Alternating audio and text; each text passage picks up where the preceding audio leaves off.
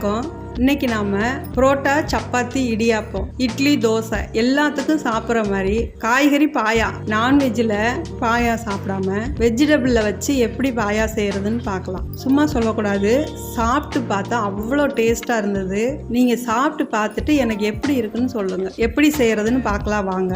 நான் இன்னைக்கு 10 பேர் சாப்பிட்ற மாதிரி குருமா செய்கிறேன். நீங்கள் வீட்டில் 2 பேர் 4 பேர்னா அதுக்கு தக்கிற மசாலா ஐட்டத்தை குறைச்சி எடுத்துக்கோங்க. அரைக்கிறதுக்கு தேவையான மசாலா ஐட்டத்தை பார்த்துக்கலாம். பட்டை 2 துண்டு, கிராம்பு 4, ஏலக்காய் 2, அன்னாச்சி பூ கொஞ்சம் போல், 1 ஸ்பூன் அளவு சோம்பு, 1/2 ஸ்பூன் அளவு கசகசாவை மற்ற குருமாவுக்கெல்லாம் சுடுதண்ணியில் ஊற வச்சு அரைக்கணும். இதை நம்ம வறுத்து அரைக்கிறதுனால அப்படியே சேர்த்துக்கலாம். கல்பாசி கொஞ்சம் போல், பிரிஞ்சி இலை 1, முந்திரி பருப்பு 30, பொரிகல்ல 3 ஸ்பூனு, நிலக்கடலை 1/2 ஸ்பூன் எடுத்திருக்கேன். சின்ன வெங்காயம் ஒரு 30 பல், பச்சை மிளகா 5 எடுத்திருக்கேன். தேங்காய் 2 சில்லு அளவு எடுத்திருக்கேன். கொத்தமல்லி 1 கைப்பிடி அளவு. இது எல்லாமே நான் அரைக்கிறதுக்கு தான் எடுத்திருக்கேன். அடுப்பை ஆன் பண்ணி தட்டி அடுப்பில் வச்சுட்டு 2 ஸ்பூன் அளவுக்கு எண்ணெய் விட்டுட்டு இந்த மசாலா ஐட்டத்தை எல்லாம் அதில் சேர்த்து வறுத்துக்கணும்.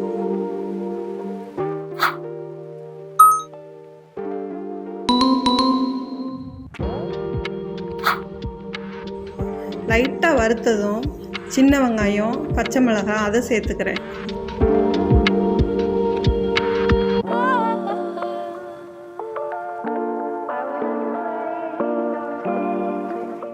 அது லைட்டாக வதங்கினோடனே பொரிகல்ல முந்திரி பருப்பு, நிலக்கடலை இது 3ஐயும் சேர்த்துக்கலாம்.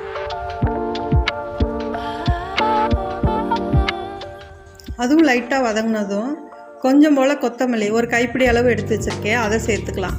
எல்லாமே லைட்டாக பச்சை வாடை போனால் போதும், அந்தளவு வதக்கினா போதும், ரொம்ப வதக்க தேவையில்லை. 2 பல் தேங்காய் சில்லு எடுத்து பொடிசாக கட் பண்ணி வச்சுருக்கேன், அதையும் சேர்த்துக்கலாம். அதையும் நல்லா கிளறி எடுத்துட்டு இது எல்லாத்தையும் ஒரு தட்டில் எடுத்து ஆற வச்சுட்டு ஆறினதுக்கப்புறம் மிக்சியில் போட்டு வலுவலுன்னு அரைச்சி தனியாக எடுத்து வச்சுக்கலாம். இப்போ குருமாவுக்கு தேவையான காய்கறியை பார்த்துக்கலாம். நான் காளான் எடுத்திருக்கேன். இந்த காளானை கழுவுறதுக்கு ஒரு டிப்ஸு சொல்கிறேன். கொஞ்சம் போல் தண்ணி எடுத்து அதில் 1 ஸ்பூன் மைதா மாவு போட்டு நல்லா கரைச்சிக்கணும். அதில் இந்த காளானை போட்டு நம்ம தேய்ச்சி எடுத்தோம்னா இந்த காளான் நோட்டில் கருப்பு கருப்பாக இருக்கிற எல்லாமே போயிடும், சுத்தமாயிரும் நம்மளுக்கு காளான். அதுக்கப்புறம் நார்மல் தண்ணியில் கழுவிட்டு இந்த ஒரு காளானை 4ஆக கட் பண்ணி எடுத்து வச்சுருக்கேன். கருவேப்பிலை கொஞ்சம் போல், 2 பெரிய வெங்காயம் கட் பண்ணி வச்சுருக்கேன். பீன்ஸ் ஒரு 10 பீன்ஸ் கட் பண்ணி வச்சுருக்கேன். 2 கேரட் கட் பண்ணி வச்சுருக்கேன். 1 உருளைக்கிழங்கு பெருசாக அது கட் பண்ணி வச்சுருக்கேன். தக்காளி ஸ்லைஸ் போட்டு எடுத்துக்கலாம். மிளகாப்பொடி ஐட்டம் இந்த ஸ்பூனில் 1/2 ஸ்பூன் மஞ்சள் தூள், 1/2 ஸ்பூன் கறி மசாலா தூள், 1/2 ஸ்பூன் மல்லித்தூள், 1 ஸ்பூன் மிளகாத்தூள் எடுத்திருக்கேன். மிளகாத்தூளோட மல்லித்தூள் அதிகமாக இருக்கணும், அப்போ தான் இந்த குருமாவுக்கு நல்லாயிருக்கும். தாளிப்புக்கு இப்போ பட்டை வகை எடுத்துக்கலாம். பட்டை, கிராம்பு, ஏலக்காய், அன்னாச்சி பூவு, கல்பாசி, பிரிஞ்சி இலை, கொஞ்சம் போல் சோம்பு, இஞ்சி பூண்டு பேஸ்ட்டு 3 ஸ்பூன் அளவு எடுத்திருக்கேன். ஏற்கனவே வதக்குன அதே கடாயவே வச்சுக்கலாம். 3 ஸ்பூன் அளவு தேங்காய் எண்ணெய் சேர்த்துருக்கேன். இந்த குருமாவுக்கு தேங்காய் எண்ணெய் சேர்த்தா தான் நல்லாயிருக்கும், நல்ல மணமாக இருக்கும். எண்ணெய் காஞ்சதும் இந்த பட்டை வகையை அதில் சேர்த்துக்கலாம். தேங்காய் நவாசி முறையாக வரும், அதனால என்னமோன்னு நினச்சிட வேண்டாம். பட்டை வகை நல்லா பொரிஞ்சதும் கருவேப்பிலை சேர்த்துக்கலாம். கருவேப்பிலை நல்லா பொரிஞ்சதும் வெங்காயம் சேர்த்துக்கலாம். வெங்காயம் ரொம்ப முருகலாக வதக்க வேண்டாம், பாதி வதங்கினாலே போதும்.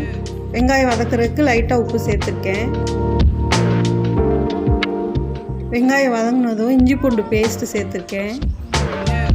இஞ்சி பூண்டு பேஸ்ட்டு பச்சை வாசனை போகிற வரையும் வதக்கணும். அது நல்லா வதங்கினதும் நம்ம எடுத்து வச்சுருக்க காய்கறிகளை அது கூட சேர்த்துக்கலாம்.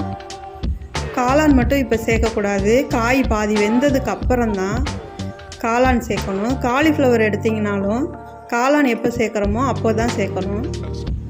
இப்போ காய்கறிக்கு தேவையான உப்பு சேர்த்துக்கலாம். நல்லா கிளறி விட்டுட்டு தட்டு போட்டு மூடி வச்சுக்கலாம்.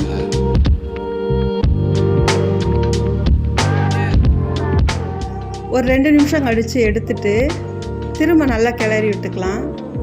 அந்த எண்ணெயிலே ஃபஸ்ட்டு காய்கறி நல்லா வதங்கணும்.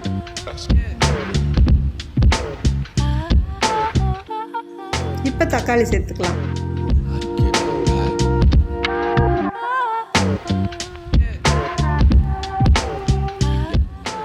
தக்காளி சேர்த்து நல்லா கிளறி விட்டுட்டு திரும்ப 2 நிமிஷம் நம்ம மூடி வச்சிடணும்.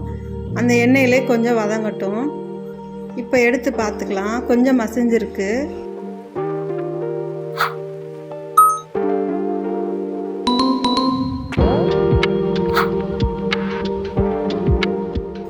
இப்போ இந்த மசாலா பொடி ஐட்டங்களை அப்படியே சேர்த்துக்கலாம். அந்த எண்ணெயிலே நல்லா கிளறி விடணும்.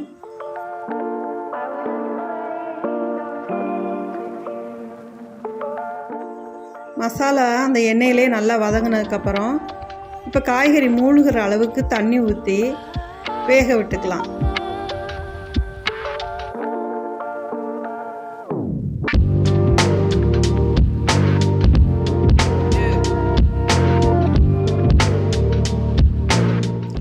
எல்லா காய்கறியுமே பாதி வெந்துருச்சு.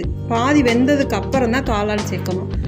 காலிஃப்ளவரும் இதே மாதிரி காளான் சேர்க்கும் போது சேர்த்துக்கணும். முன்னாடியே சேர்த்தோம்னா காலிஃப்ளவரும் காளானும் கரைஞ்சி போயிடும். அதனால் பாதி வெந்ததுக்கப்புறம் தான் சேர்க்கணும். தட்டு போட்டு மூடி வச்சுட்டு ஒரு 2 நிமிஷத்துல எடுத்து பார்த்தோம்னா காளானும் காலிஃப்ளவரும் போட்டிருந்தோம்னா வெந்துடும். காளான் வெந்துருச்சான்னு பார்த்துட்டு வெந்ததுக்கப்புறமா தேங்காய் விழுது அந்த மசாலா ஐட்டமாக அரைச்சதை சேர்த்துக்கலாம்.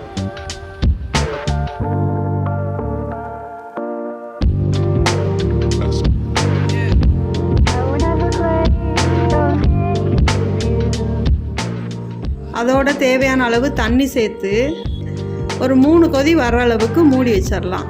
ரொம்ப நேரம் வைக்கக்கூடாது. தேங்காய் சேர்த்ததுக்கப்புறம்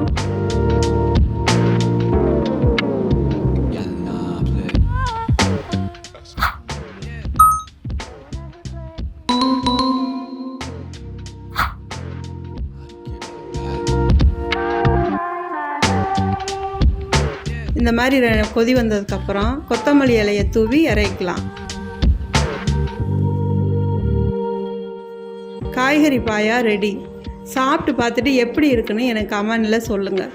தொடர்ந்து சிம்பிளாக நம்ம வீடியோ பார்த்துட்ருக்கோம். எனக்கு எல்லோரும் சப்ஸ்கிரைப் பண்ணுங்கள், லைக் பண்ணுங்கள், ஷேர் பண்ணுங்கள். தேங்க்யூ.